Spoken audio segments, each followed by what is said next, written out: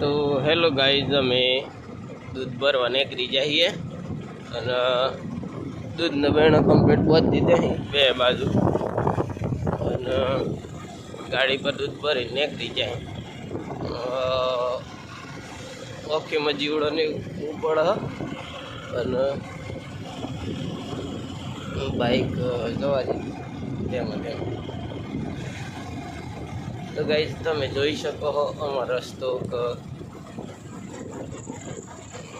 થોડો એવો હ વ્યવસ્થિત પણ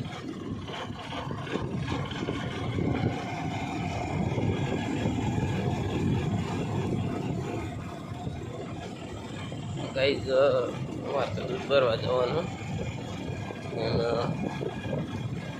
દૂધ ભરીને આવતા આવતા બહુ અંધારું થઈ જાય પણ શાંતિ જવાનું, ઉતાવળ કરવાનું નથી.